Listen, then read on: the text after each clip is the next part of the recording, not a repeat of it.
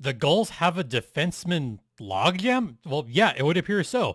So who would be the odd man out right now?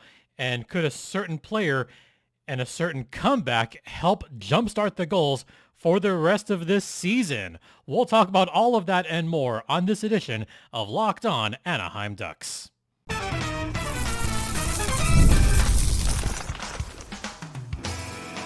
You're Locked On Ducks, your daily podcast on the Anaheim Ducks, part of the Locked On Podcast Network, your team every day.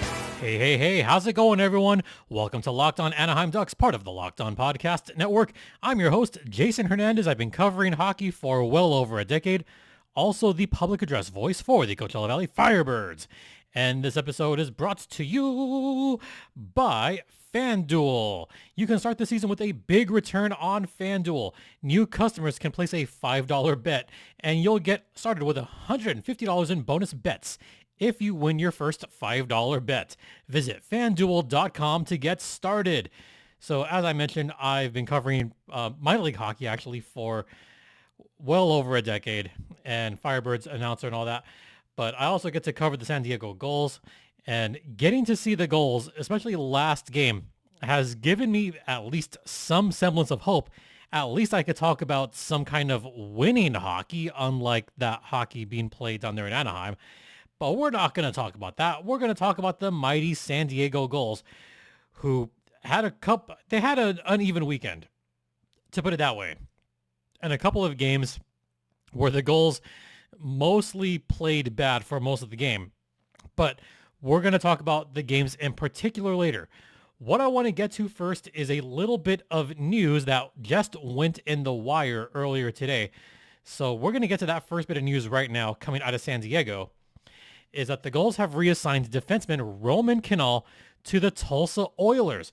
So there's a big reason that this move was made, and frankly, this move absolutely had to be made. The Gulls have a logjam on defense right now. This wasn't the case earlier in the season when you had a slew of players that were up in Anaheim. But now, and also with the injury with Jackson Lacombe early in the season, there wasn't the need to bring anyone down. Now, the other bit of news is that Tristan Luneau is down with the San Diego Gulls and might be permanently down with the Gulls for the rest of the season. Roman Kinal played in 3 games with the Gulls this season. Just a +1 rating. That's about it. No points out of that. So Kinal goes to the Tulsa Oilers along with Sasha Pasajov. And now all of a sudden we kind of have a logjam on defense because a certain other defenseman that I just mentioned, Tristan Luneau, he got sent down to the San Diego Gulls earlier in the month. So with that happening, what does that mean for the defense? First off, what does it mean for the Ducks? Well, the Ducks are just going to have their 7 defensemen, and that's pretty much it. There's no need to pick between defenseman A and defenseman B. Now there's no need to have to cherry pick and decide. Now I think the Ducks are kind of set on who's going to be their defenseman for the rest of the season, although that could change because the Ducks are playing horribly right now. So this could all change. There could be a call-up from San Diego. There could be a defenseman that is just doing so bad that they need to get called down. Right now, the defensemen are Cam Fowler, Radko Gudas, Brian Dumoulin, Vax, Lacombe, Mintyukov, and Zellweger. I don't think any of those younger 3 defensemen that could get sent down will get sent down. Lacombe's done pretty well since he's come back. Minty's done well. Olin Zellweger's been fine. So I think they're set on their 7 defensemen. So now we have 7 defensemen for the San Diego Gulls, except they're jockeying for some playing time, and we're already seeing that with Luneau down with San Diego. So here's your 7 defensemen for the San Diego Gulls: Noah Warren, Dylan Hetherington, Drew Hellison, Tyson Hines, Tristan Luneau, Rodwin Dionisio, and Roland McEwen. Those are your 7 defensemen. So what does that mean for each defenseman? I'll actually talk about each defenseman one by one. Noah Warren played one game, did not play another game over the weekend. Noah Warren, I think, is someone that the Ducks still believe in. And I think the Ducks organization still wants to give him a chance to flourish either in the NHL level or the AHL level. I have said for the longest time that Noah Warren, to me, is one of those tweener players that could see some time in the NHL, but I think he's going to wind up going back and forth between the A and the N. My ceiling for Noah Warren is third pairing defenseman. That's my ceiling for him. But he can still contribute in the American Hockey League, so it's a little bit discouraging that he didn't play every game in this recent homestand against the Canucks. Dylan Hetherington. Okay, I'm actually high on Hetherington because of the championship pedigree that he brings. So I remember Hetherington. I remember him from the 2016 Calder Cup winning Lake Erie Monsters. All the way back in 2016, he knows what it takes to win a championship. He was on that Monsters team in 2016. He was with the Texas Stars in 2018 when they heartbreakingly fell in 7 games to the eventual champion, the Toronto Marlies, back in 2018. But Hetherington has seen a lot of good action, and you need that strong-bodied presence. I mean, he's a big body, 6'4", 215. He looks more like 6'4", 225 because he's a brick wall sometimes down there. And he's not afraid to take the big hit. He's not afraid to stand up for his teammates. One of those intangibles that you always need. Drew Hellison. Drew Hellison can light up at any time. He can put the puck in the back of the net with great ease. We've seen it from Drew Hellison before, not so much this season, but in previous seasons, we've seen Drew Hellison light up the scoring table and also do a solid job on defense. Not as big a body as Hetherington, but still a good, strong presence on the blue line. So Drew Hellison, I think, is very important for this team. Tyson Hines. While he did play both games this season, he's had some both good and not so good games this season. I still believe in Tyson Hines. I think he's going to wind up playing the majority of the Gulls games this season. So Hines I like. Then you have the newly sent down Tristan Luneau. I'll get to him in a second. Actually, no, I'll get to him now because the last two I think are important to talk about. Tristan Luneau just got sent down, and he's already just showing the dividends. We saw this on the last game against the Canucks where they mounted a big comeback. I'll talk about that in exactly 2 minutes. Let's see if I can time this correctly. Actually, no, I'll do that in the second part of this podcast. So is Tristan Luneau the spark that lights the fire for the Gulls? Because as soon as he got sent down, the Gulls offensively, they've kind of become like not a juggernaut, but they're moving the puck a lot more. They're actually not getting outshot. Yeah, can you believe that? The Gulls are playing a more dynamic offense, and Luneau is part of that. Then you have your other two defensemen that I do need to talk about in a little bit of detail. Roland McEwen is one of your alternate captains.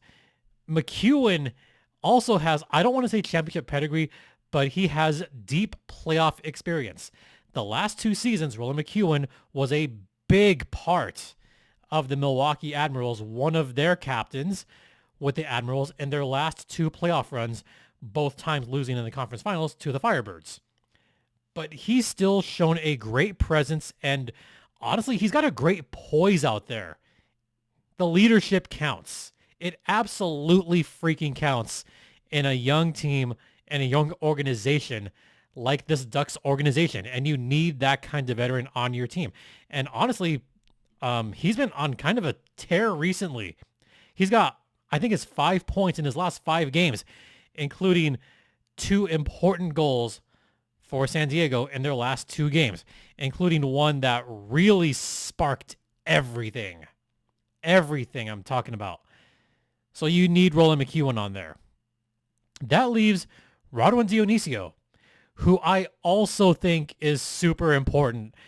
He did not play the first game against Abbotsford, but he played the second, or actually no, he didn't play the first game.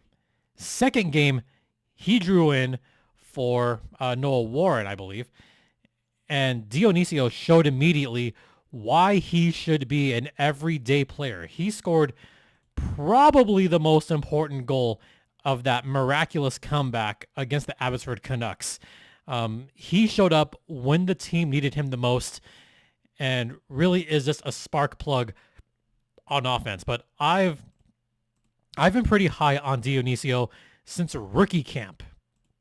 And I know there's a lot of Ducks and Gulls fans out there that kind of feel the same way, that Dionisio needs to be in the lineup at all times to give his team the best possible chance to win. So I'll ask you, for those of you that do watch the Gulls or those of you that want to pay attention to this, because one of these guys could move up sometime this season. Out of the 7 that I mentioned, you ready for this? These 7: Noah Warren, Dylan Hetherington, Drew Hellison, Tyson Hines, Tristan Luneau, Rodwan Dionisio, Roland McEwen. Who do you think should be, or who do you think will wind up being the odd defenseman out for the majority of this season? Who do you want to see get more playing time? Those are questions that will likely be answered in the coming weeks. All right, we're going to step aside for a brief moment. I'm going to talk about the next 2 games on the other side. And now a brief word from the Gametime app, which is probably one of my favorite apps of all time, because Gametime has gotten me into plenty of great sporting events at such low prices. I've talked about the zone deals, but the flash deals, that's where it's at. Flash deals came in clutch for this baseball postseason. Not even kidding. But they also have a new feature called Gametime Picks that makes getting tickets to see your favorite teams play even easier. And you also have the super deals, the hot zones with those little flame icons on the side. Those are some great deals as well. So if you just haven't tried it, I mean, don't take my word for it, but take the word of millions of customers that are very satisfied with Gametime. So you know what? Let's do this now. Okay, get on your phone, download the Gametime app. Have you done it yet? Do it now.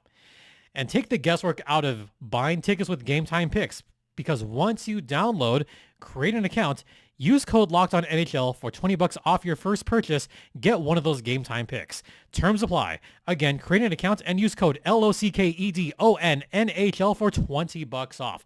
Download Gametime today. What time is it? Game time. We're also brought to you by FanDuel. Get ready to tackle the NFL action this weekend with FanDuel, America's #1 sportsbook, because right now new customers can bet $5 and get $150 in bonus bets if you win. The FanDuel Sportsbook app gives you everything you need to place live bets on the NFL all in one place. So when you get a hunch in the middle of a game, check out the latest stats, view live play-by-play, and so much more on the same page where you place your bets. Just visit FanDuel.com to join today. Once again, you'll get started with $150 in bonus bets if you win your first $5 bet. That's FanDuel.com. Never waste a hunch and make every moment more with FanDuel, the official sports betting partner of the Locked On Podcast Network. And please, folks, gamble responsibly. Let's talk about these 2 games that took place over the weekend. And I'm going to talk about one game more than the other. I bet some of you know what that is. Starting with the Saturday game against the Abbotsford Canucks. This was pretty much all Canucks. This was a slow-moving kind of slog game. Not a whole lot of action in the first period. Second period is when it kind of began to just really take place. This was a game that the Gulls shouldn't have lost, because they outplayed the Canucks for a good amount of this game. Just none of those shots were going in. The official shots on goal were 28-27. If there was shot attempt tracking, it wasn't just me. The Gulls missed an awful lot of shots in this game. They had plenty of great opportunities in this one, and they just couldn't aim properly. Does that sound familiar, Ducks fans? A lot of missed shots. Yuri Patera was in net for the Canucks. Those of you might remember him from his days with Vegas. But Patera, he did okay in this game. Almost got a shutout in this one, if not for Roland McEwen late in the game to try to spark some kind of comeback. Kudos to him for that. John Stevens scored first. Then in the second period, things got a bit spicy. So Yuri Patera got called for a delay of game. And then right after that, there was a pretty decent-ish fight between Chase Waters and Nathan Gaucher. They threw down. That was fun. Yeah, it wasn't so much fun for the San Diego Gulls because Gaucher, I would say that Waters won this fight. You could see that it clearly sparked the Canucks bench because 28 seconds after that fight, Aatu Ratu scored it short-handed. Oi. So that gave the Canucks a 2-0 lead on a short-handed goal. Bad. Just bad. And then Ratu scored again on an empty netter with a couple of minutes left to make it 3-0. And then Roland McEwen scored very shortly after that to make it 3-1 San Diego. They desperately tried to mount a comeback late in the game, but it just wasn't enough. Abbotsford won this one 3-1. Shots on goal were 28-27 in favor of Abbotsford. But like I said, San Diego, if you were to track 5-on-5 Corsi or 5-on-5 shot attempts, then San Diego would have won that. They absolutely would have won that hands down. They played a fine enough game. They did. Abbotsford was at least 0 for 5 on the power play. Gulls 0 for 3. Now let's talk about that Sunday game that took place at Pechanga Arena. This one, I wanted to watch this one twice. This was a fun contest. If you want to talk about actual like fun hockey, this game was it. This game had everything. Or sorry, to kind of make it a little bit like a certain SNL clip. This game had everything. It had brawls. I didn't have brawls, but just pretend that they had brawls. But it had everything. It had hitting. It had goals.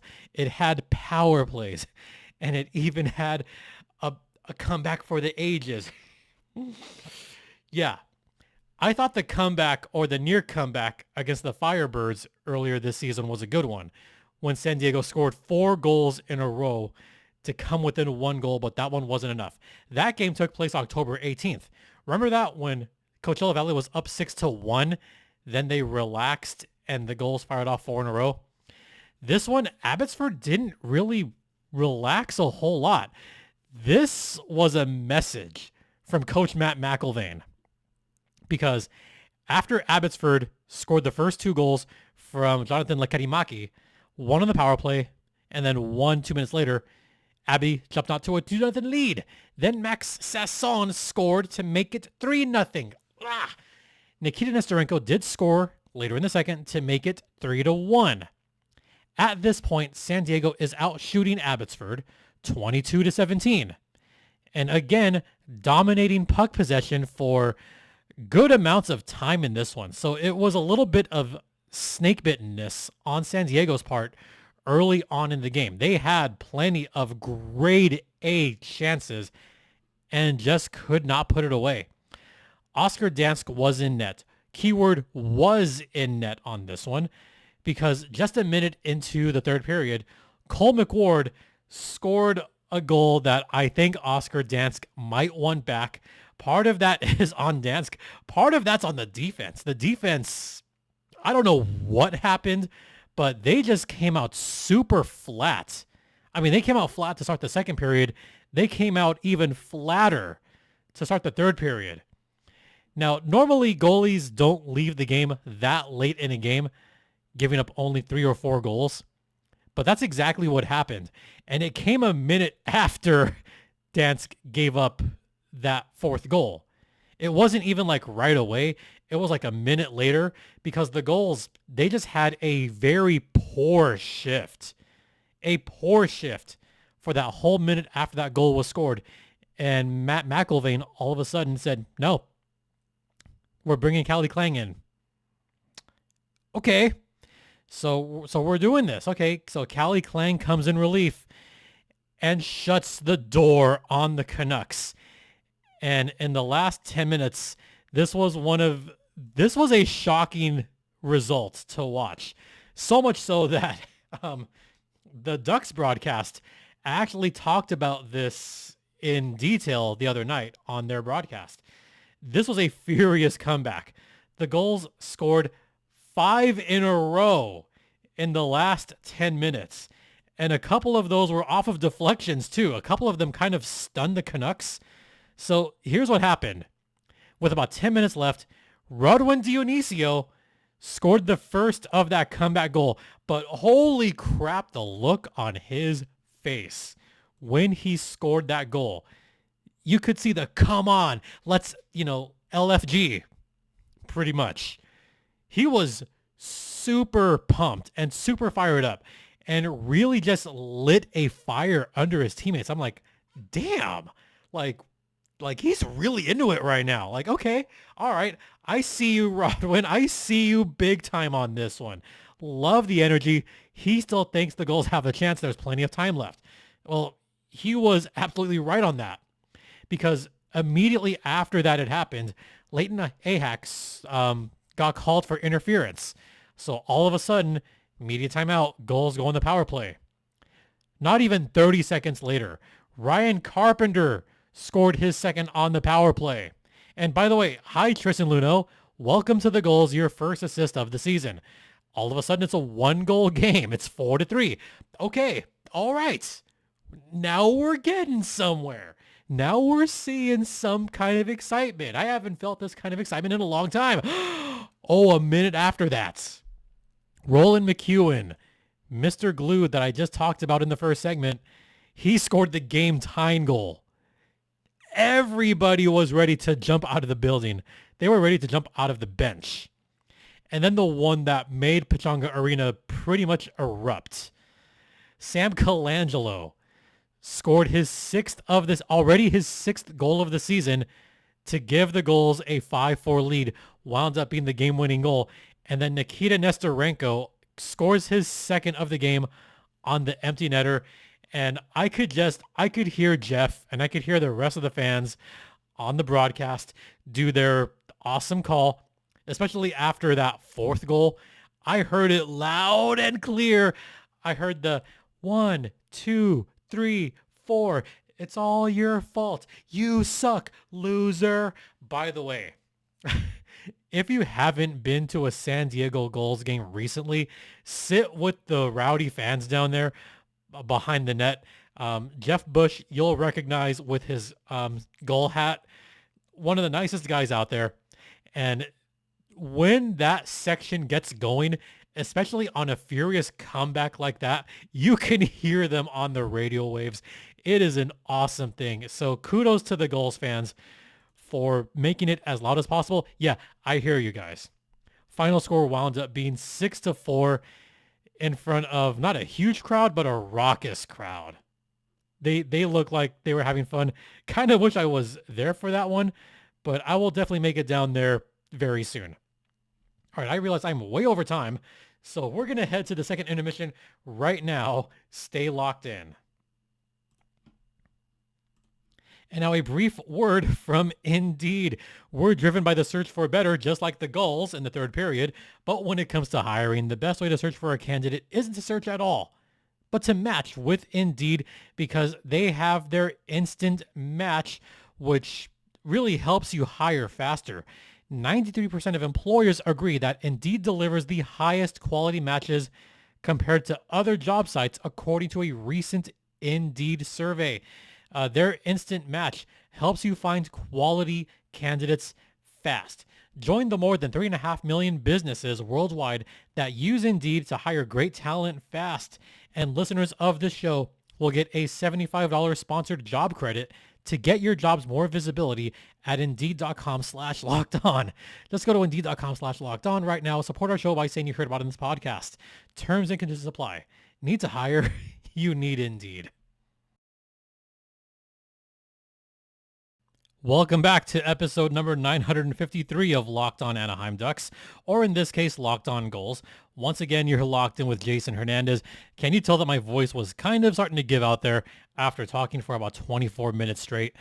Just some quick final thoughts before we wrap up because I'm way over here. Do I think that Tristan Luneau can make a difference? Yes, I do. Ever since getting sent down, he actually got sent down about a week ago now, or less than a week ago, before the 2 games. He didn't score a point in his 6 games this season. And I know there was some chatter out there like, okay, like Tristan Luneau's finally going to break through, like he's going to break through, right? Because we still kind of believe in Luneau. He did get off to such a slow start, and he had a couple of games in Anaheim this season where he just didn't look like he was, he was kind of invisible during a couple of games there, and it wasn't a good look for him. And there was even a couple of games where it reflected badly, where he was getting beat on defense and, he just needed a change or something needed to happen. And I think this send down is going to be a good wake up call for Luneau. I think this is going to help build his confidence, which leads to something else that I was going to talk about briefly. Can that furious comeback spark the San Diego Gulls for the rest of the season, or at least in the immediate future? Short term, yes. Luneau is going to stay down there for now. I think that subsequent move to send Kinal down to Tulsa, it opens it up to have just 7 defensemen on San Diego. There's always going to be an odd one out. I don't think Luneau is going to be an odd one out for San Diego necessarily this season, but just his presence, especially on Sunday's game, I think that made a difference. And you could just see the spark that happened, especially towards the end of the game. By the way, Tristan Luneau got 2 assists during that furious comeback. Yeah, he was very important in both of those goals during that comeback. The one on the power play and the one that resulted in the game-winning goal. So he is going to make a big difference. So is Rodwin Dionisio, who needs to get more playing time. He had 2 points in this one, including that one that sparked everything. These are the kind of games that can really jolt a team for the rest of the season. Well, I shouldn't say the rest of the season, but these are the kind of games that in the short term, they can look back on all the right things they did for those last 10 minutes and build off of that. Those are the kind of comebacks that San Diego was not doing last season, and they certainly were not doing, actually, they really were not doing that 2 years ago under a different coach. McIlvaine has got a good hold of his team right now, and this is going to help him, I think, in the long run in general. So good to see that comeback. Good to see the fight in San Diego, not giving up despite being down 4-1, and such a great move to go with Calle Clang at the end there. Clang is your better goalie out of the 2. Just keep riding him. Just keep riding that Wu Clang train. Upcoming schedule for San Diego. They got a 3-game road trip coming up this week. They've got a pair of games at Tucson at the TCC, Saturday and Sunday. Both those games taking place in Tucson. And then Wednesday, they fly up to San Jose at TechCU Arena to take on the San Jose Barracuda.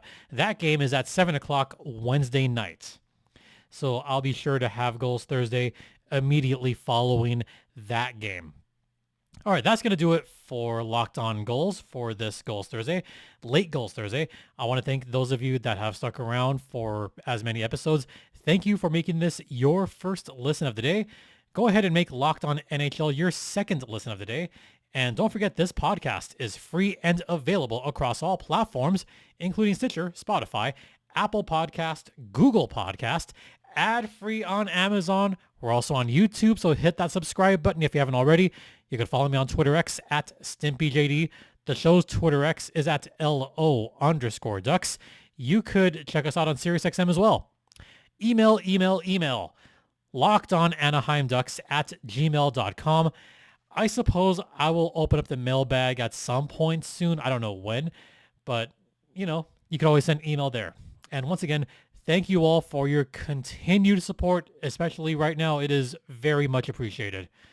For Locked On Gulls, I'm Jason Hernandez saying have a great rest of your evening. Please remember to be safe out there. Please be kind to one another and be kind to yourselves. And Ducks and Gulls fly together.